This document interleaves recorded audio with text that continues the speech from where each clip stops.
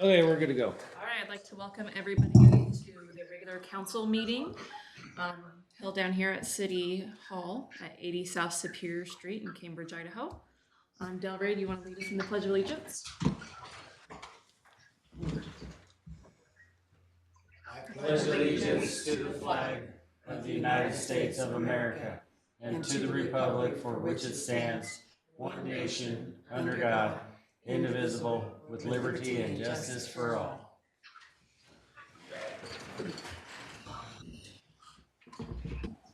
Can I get a roll call? Councilmember Bowl. Absent. Councilmember Harrison. Levi, do you want to say that you're here?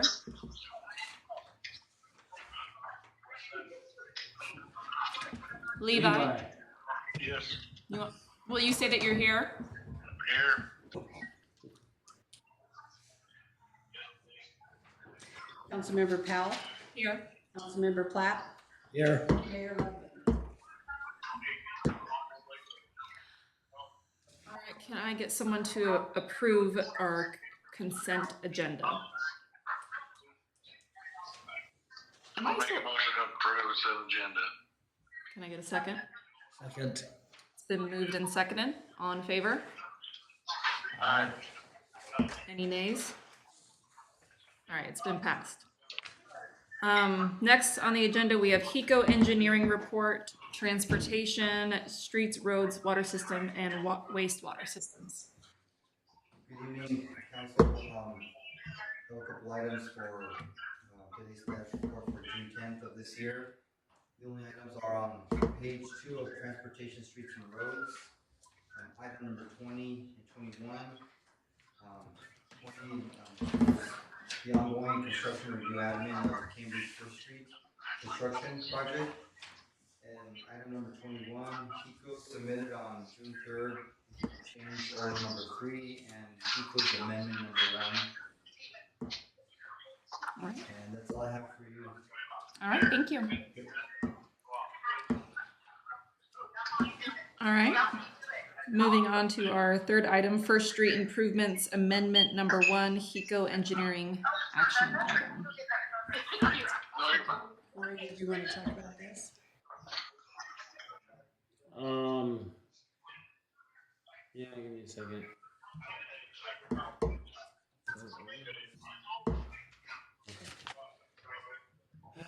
Let's see. So this amendment is for.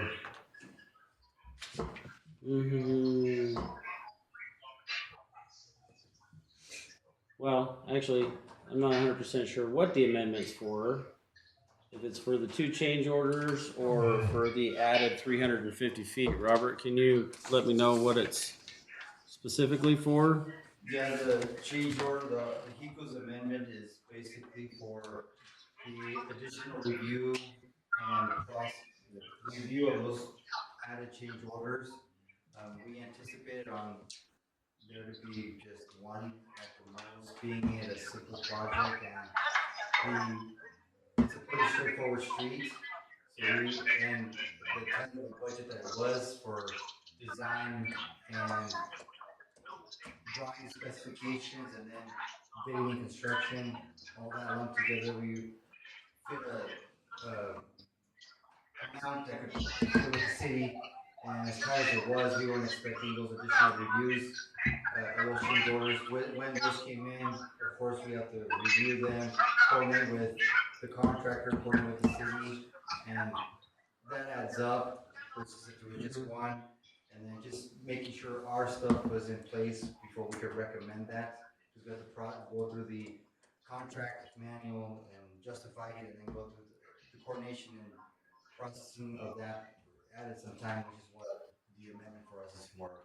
And then once that budget was hit, we're still here for the remaining construction engineering review. That remains until mid next month, so the contractor said we're finished. So it just added that much more scope, and we expect we're going to see additional reviews for all the price PVC compaction testing, asphalt testing, for that much more street compared to what the original amount was. Okay. Which is why this change order is for. So in the PSA that we signed for First Street, it doesn't give a specific number of change orders. It just says change orders Correct. to include change orders. So, is there? I mean, I didn't go through the PSA with a fine tooth comb to see if there's anything that specifies, change orders in the amount of not to exceed this, or does that fall under?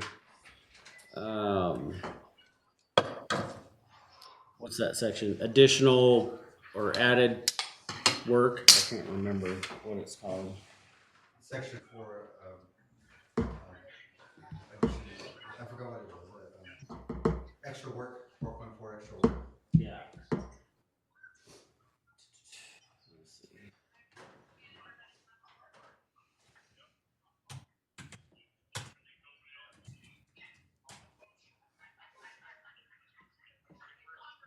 me a minute to find it. When did we do that PSA? Which was last year, August 11th of last year. Let's see.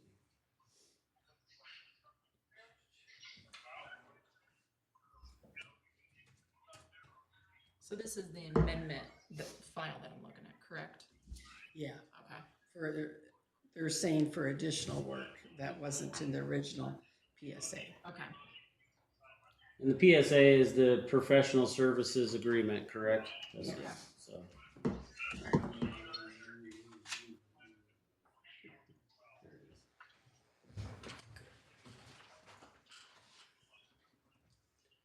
So limited. Okay, so street improvements will include complete reconstruction of First Street within the project limits. So HECO engineers will provide consulting engineering services for engineering plans and specifications for First Street and related items from Washington Avenue to Garfield Avenue. And then,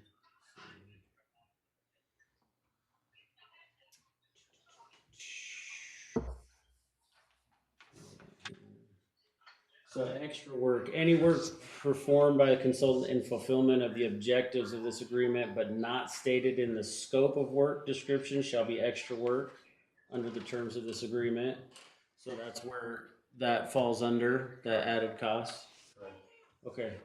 And this was, like the contract, it was just to fill with the city's budget when the project was about to be approved, just to fill with the city's budget. It was limited bidding and construction engineering. Right. Being that was anticipated without just sticking to those limits. But if it would have been like, for example, in there it talks about uncertainty. It could be a simple change. It could be 2-3 simple change orders like rock change, gravel change. That's simple. But with this, I mean, just a lot of coordination with contractor owner, us verifying that everything meets the spec and no problems will be served in the future type of deal. Okay. Just so everybody can be covered. All right. Okay. Perfect. Sounds good. Thanks for the clarification, sir. Okay. Well, Del Rey, do you have any questions on that at all? I can't hear you. Do you have any questions on the amendment at all? No. Levi, are you good with it? I couldn't hardly hear nothing. Well, But you read the amendment, right? did you read the amendment, Levi? No. I can't listen and look at my phone at the same time. Okay, well. You, Rundown. basically, it is, 2,900. yeah. Basically, there's just an adjustment amount of 2,900 on what the final total was for the HECO Engineering's original labor amount. Yeah, it was originally 15,000, so now it came to 17,900. It was originally 15,000. It's now at 17,900. So if we're good with it, we can have someone make a motion. You okay? So we just need to make a motion to adjust it to 2,900? Yeah, just to, To approve the amendment. we just need to approve amendment number 1 for it. So I make a motion to approve amendment number 1? Yes. For First Street. Do you want to make that motion I'll make a motion to approve amendment number 1 on First Street? on First Street. Second. It's been moved and seconded. All in favor? Aye. Aye. Any nays? It's been moved or it's been passed. All right, next item is Land and Water Conservation Fund Program Tennis Court Agreement within the Cambridge School District. Okay, so on this item, in the 1980s, the city worked with the Idaho Departments of, well, actually, it's the Land and Conservation Fund, but it's through Idaho Parks and Rec. And there was an agreement that the city would help put in the tennis courts at the school. I believe, I don't have the contract with me right now, it was 50-50. We had talked about it last time. And that the school district, after it was done, was supposed to maintain it in perpetuity, like forever. And anyway, when we called, when we've been looking at some other park stuff and possibly trying to apply for something, we found out we're out of compliance because the school district hasn't maintained it, and we couldn't look at any funding through them because of that.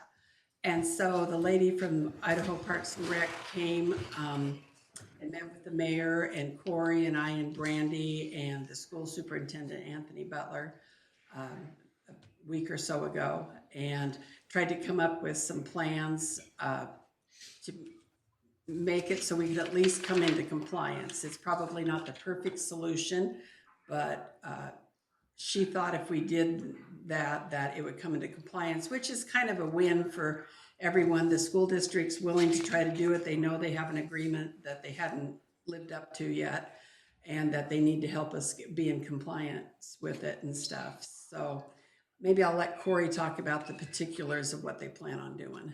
Okay. I don't know. What does the school district plan on doing? Well, I don't know for those sure. tracks and everything we talked about up there. So the school district had talked about filling the cracks in and maybe turning the courts into a pickleball court or basketball courts. So I worked with Durham Gravel Works to get them a quote on asphalt to do the fix the cracks. And with the prep work to fix the cracks and the asphalt, it's like just over $13,000 for the school district. And I don't know what else we talked about. Well, possibly putting a kind of a seal over it, not a, Oh, Overlay, but yeah. a, Then just doing a seal coat, like a parking lot seal coat, over top of it, just to maintain it. I mean, that's a maintenance thing, depending on how fast it wears out and whatnot. Wouldn't be as fast as like a parking lot, but same kind of idea. Parks and Rec didn't have a problem with them removing the tennis court net posts because they're coming on the ground anyway. So it just really, it all boils down to it has to stay outdoor recreation.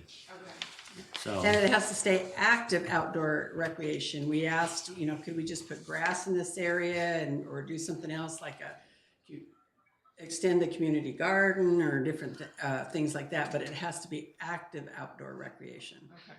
Because that's how it was implemented. And when I looked into most of these Parks and Recs grant like that was given, I'm kind of surprised that actually we got one for something like this. Because in the state of Idaho, there's very few, and they're mainly big parks, that you think are, even some of the state parks and stuff and things like that. And that's probably why I mean, we were probably lucky to get this done, but they didn't realize in perpetuity really meant in perpetuity Yeah. type of thing. And let's see, and it has to be maintained ADA accessible, and she talked a little bit about how that has to go. Yeah, she talked about there not being a dedicated walkway or path from the asphalt to the tennis courts. Even though the sand there, I think a wheelchair would be just fine going over the sand this time of year. It's pretty hard stuff, but that was one thing that they brought up, that it does have to be ADA compliant. So, Okay. So the school's trying to figure out exactly How to make that how to work. make that work too. yeah, and the school board meets again on the 16th, I think correct? so. Monday, Tuesday. Tuesday. So they're gonna discuss that. Mr. Butler's gonna bring up to them what we talked about up there and what they got to do. So Okay. hopefully they'll figure something out. Well, does anybody ever use the tennis courts? Nope. That's why they're looking at changing it to a different outdoor use. But because it was a grant through Parks and Rec, it has to be maintained as outdoor recreation forever. Okay. So, but they can change the use. It just has to stay outdoor recreation. So, Yeah. Okay. So anyway, you might be able to play pickleball here pretty soon. Hopefully. All right, let's move on to our next item, which is America 250 Cambridge Report, free July 4th breakfast, walking challenge, and volunteer challenge. Let's have Randy talk about this. We have our next planning meeting, our final planning meeting on June 23rd to confirm all the perishable items that we need to get for the breakfast. The walking challenge ends on June 15th, and the volunteer challenge didn't really have an official deadline on it, but we've definitely met the 250 hours of community service in our community. So I would say, all in all, it's been very successful, and I think we're gonna have a great Fourth of July breakfast. That's awesome. And the program, the breakfast that, for the awards for the challenges and stuff will be at 9 o'clock. The breakfast is from 8 to 10. Okay. And the mayor will give the awards then. And The breakfast is from 8 to 10, did you say?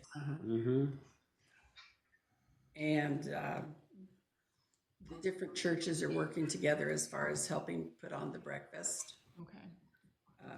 The city with their grants is supplying all the food. They're helping cook it. Okay. and we got some decorations up already. Yeah.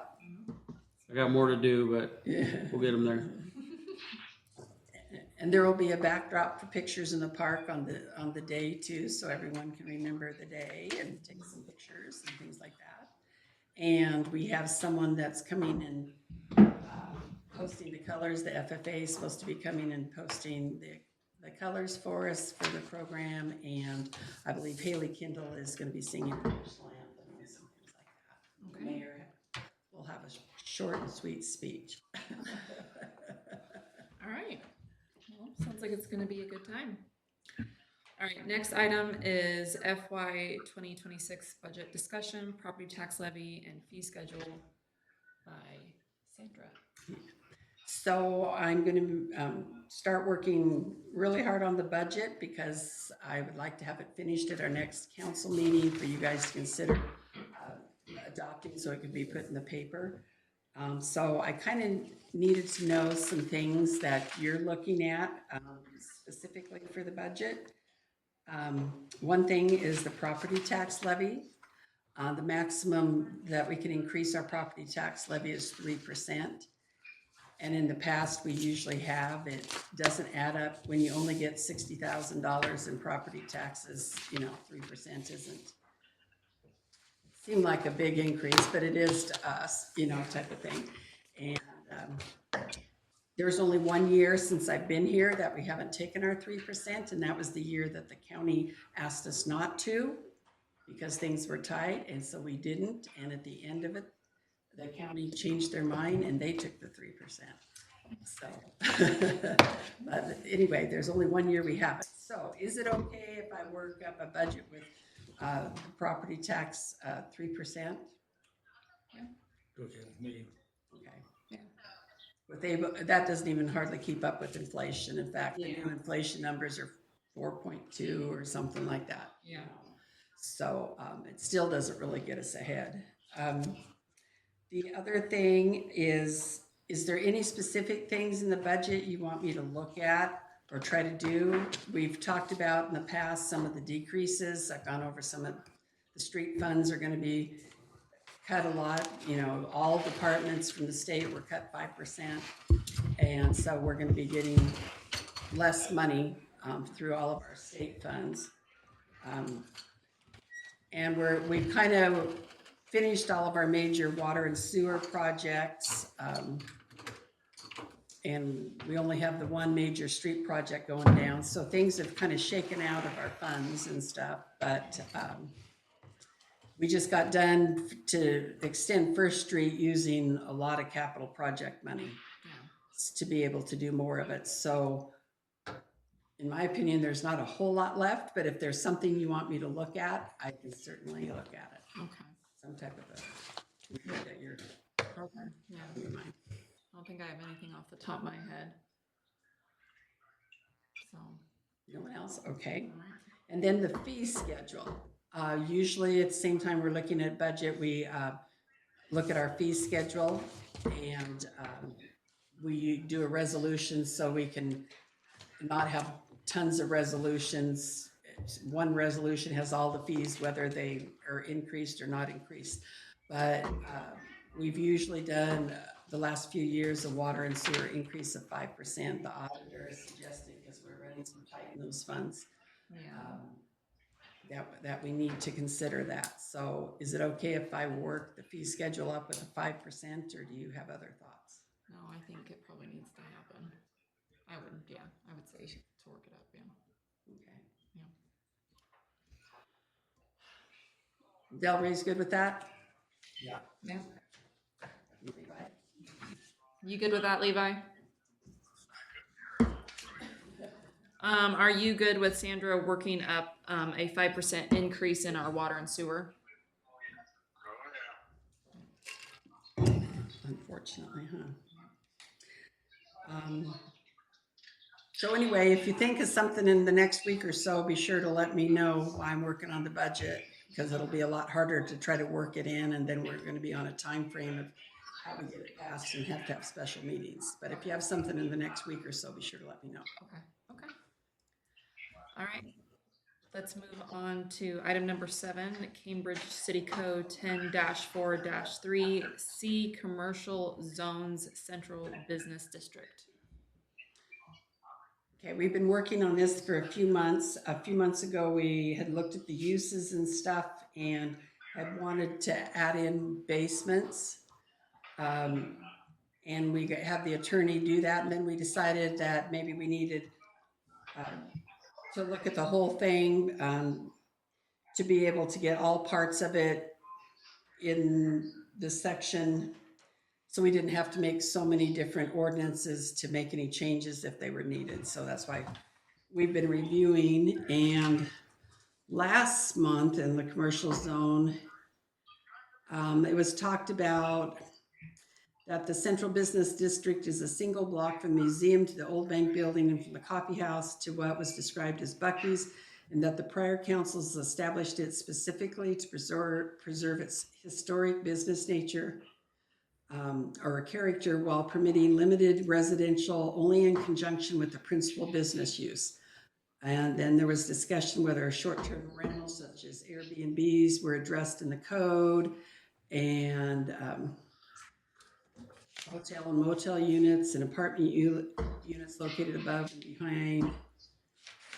And we talked about that we don't regulate Airbnb now in the rest of the city, but whether that should be something different in the central business district. We talked about needing consistency between the animal ordinance and the central business district regulations, the right-of-way on the sidewalks because we have to have ADA compliance, the parking of recreational vehicles, visual standards,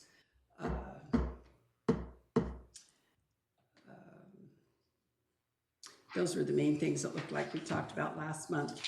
And so this month, I put in your packets the zoning part of uses and stuff for the Central Business District zone. And you need to go through and see if there's any other uses that we haven't thought about that really need to go into that zone. And then we probably need to clearly define the vision a little bit better. The vision's been talked about and stuff, but we probably need to get it into all places of code a little bit better. And in your packet was a deal that gave some general thoughts about the Central Business District, but we need to make those into whatever you want, plus, specifics for code. Because they're just general, nothing specific. And then also in your packets, I put in some of the different codes that included the Central Business District because they have different code for open burning. They have different code for cargo containers and the zoning on Highway 95, the minimums, and about how the benches are designated, things like that. Let's see, what else did I give you? And then I gave you a deal off of Legal Clarity about central business districts and zoning requirements and some things that other cities have considered. I didn't give you everything I looked at, maybe just the ones that were kind of applying to some of the things you had talked about. And then we talked about the animal ordinance and whether we just are gonna leave it in the animal ordinance how it is, or if we want it something in both places. Okay. So I don't know, since not everyone's here, if you wanna just do some more studying on it and come back with your thoughts, maybe. I think that might be best since we are kind of short on. And the other thing that we plan on doing after the breakfast meeting on America 250, we're going to be inviting all of the business owners in the Central Business District to meet with the mayor and the staff and stuff to talk about the business district. Okay. And so that'll be the 23rd at 7 o'clock, I believe. Correct. So the mayor requested that we add that after the community breakfast meeting, that we do that, so that we get input from each specific business. Okay. As we're looking at all the different codes, that we understand the community's vision also. Yeah. And so we'll have that information for you for the following meeting. Okay. All right. So we're not going to take this as an action item today. Yeah, we don't really have anything put in place. You guys will have to, direct it exactly how you want it Okay. put in place. But, Yeah. Okay. there's certain characteristics and, when you read about what central business districts are, they're there because, they're more pedestrian oriented and things than other parts of town. And So it's basically what we want within our business district, correct? yeah, how you want it to look and stuff too, Okay. So like a visual of how we want. Yeah, maybe not architecturally type of thing completely because it's there, but do you want it to look like your residential zone or your industrial zone, and what things do you want different or the same? It allows residential uses, but that doesn't mean it's a residential zone. I mean, do they have horses and pigs and goats and Yeah. things too? Or, lots of different things like that. And then also, we probably need to have a discussion on parking, because that's one thing that's never been addressed in the Central Business District, because we, haven't had as many residences and stuff, before.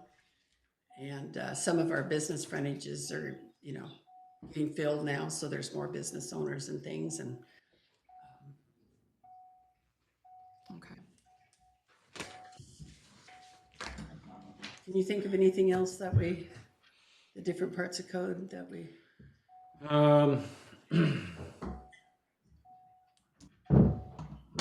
Not off the top of my head, no. Okay. All right, well, we will come back to that at our next meeting.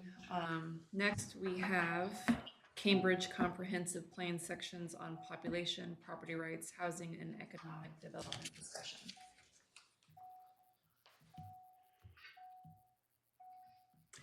Okay, so I worked on the property rights section and Brandy worked on the population section, and Brandy's put it into a new format and program we bought with some of our grant money. And so that should have been in your packet like this. Okay.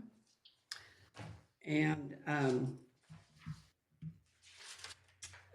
the first page, you know, is just acknowledgements and stuff, and then the table of contents, it's just started. There will be more stuff there as we get more of the chapters.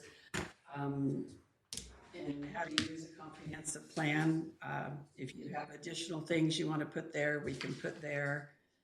The next talks about planning context and a legal basis for jurisdictions.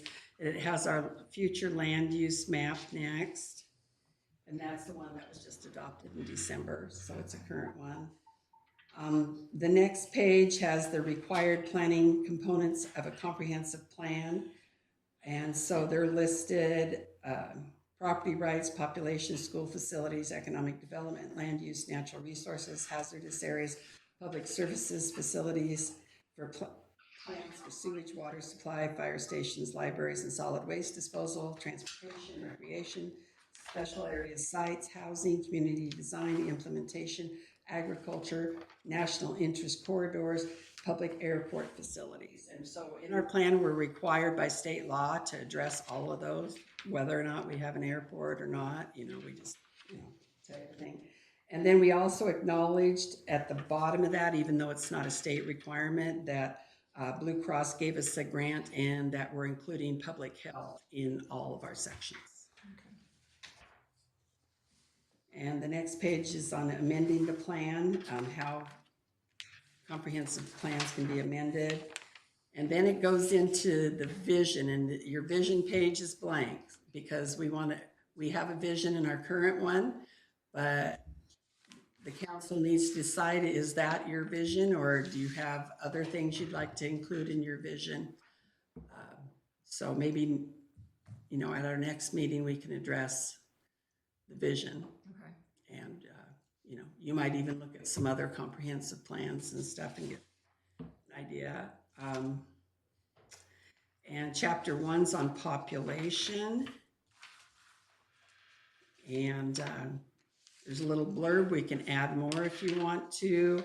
And because mining's being included in some of the sections because of the possibility of it coming in, there's a map of the whole corridor. You know, Hercules is the biggest part, but it has all of the other players in the map too. And then Brandy put together real nice visual and stuff on population and community health profile with all kinds of statistics and stuff that go along with population and health. And then she put in some goals as far as population. So you need to decide, you know, are those good? Do you want different ones? You know, or do you want those and to add or whatever? So if you want to be sure to, I don't know if you already have some thoughts on that or if you want to wait till next meeting. So that's the rough draft that you guys currently have, because it wasn't on the packet meeting of what you have currently in your hand, right? Yeah, it's not on my packet. Yeah. It's not in my packet. Oh, I thought I put that. No. Well, I'm sorry. I thought that was there. Fine. I'm excited to see I know we it. downloaded it. I know we did. And I counted how many items I needed to send you, and it was 17. I still remember. And I thought I attached all 17. No, only 16, but Well, no wonder you don't know what I'm talking about. So now you'll know. I'll send it to you, and you can go back and look at it. okay. Then that we have a chapter on property rights. And we have 2 chapter 1s. We're gonna have to change that. Say on property rights, because that was, I remember, chapter 1 first. Right. Well, it actually is chapter 1 because it's all lumped in chapter 1. So if you go back to the. Oh, table that's of right, we contents, changed it, it's didn't all- we? Yeah, we changed it more like Weezer style. Okay. Okay.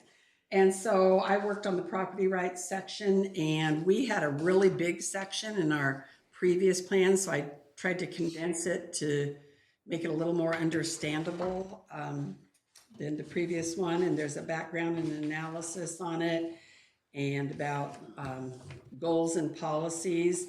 And most of the stuff with property rights comes right out of law, and we're required to go by the majority of it.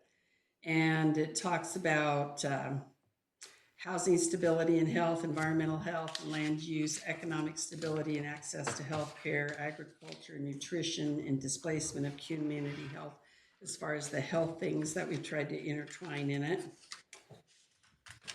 And then it has some health-specific goals and policies, so be sure to look through those. And you might have others or not.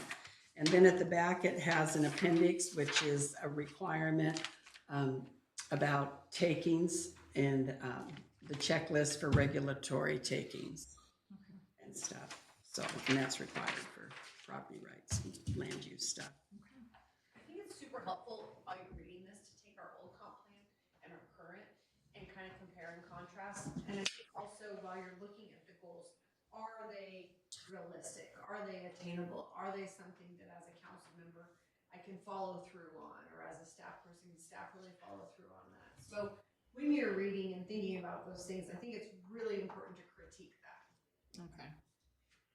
Specifically anything I write. Because I have all these lofty goals and sometimes it's just not realistic, right? Yeah.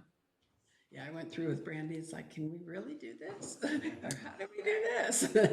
But you want goals because but the basic, you need goals so that any land use thing that comes before you, you can see whether it meets your goal. It doesn't mean you actually have to, your goal can be, we preserve agriculture land, that's a goal. Well, that, maybe isn't measurable, but when a land use item comes back to you, it is measurable because you're going to compare everything. Well, our top priority is to preserve agriculture. If it doesn't meet any of these other qualifications, if we make an exception, are we preserving agriculture? Type of thing. So it's not like, you have to hold 2 meetings per year to do this and that and stuff. So those are the types of things that sometimes Yeah. are hard, because if we never look back at that and remember we have to do it, it doesn't get done anyway.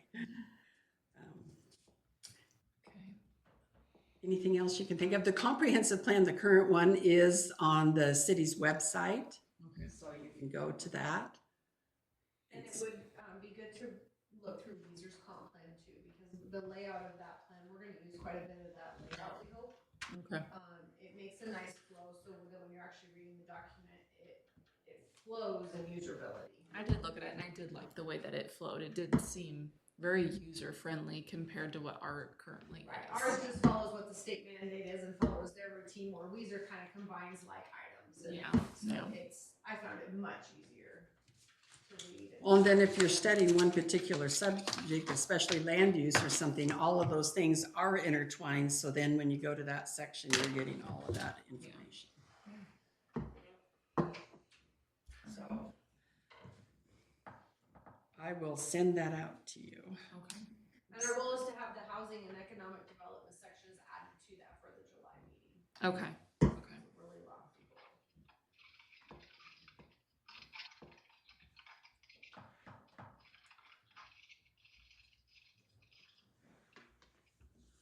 All right. Do we have anything else? Do you have any questions? Not specifically on that. I know we have, is this for any of the meeting or is this? No. Okay. That's just your information. Okay.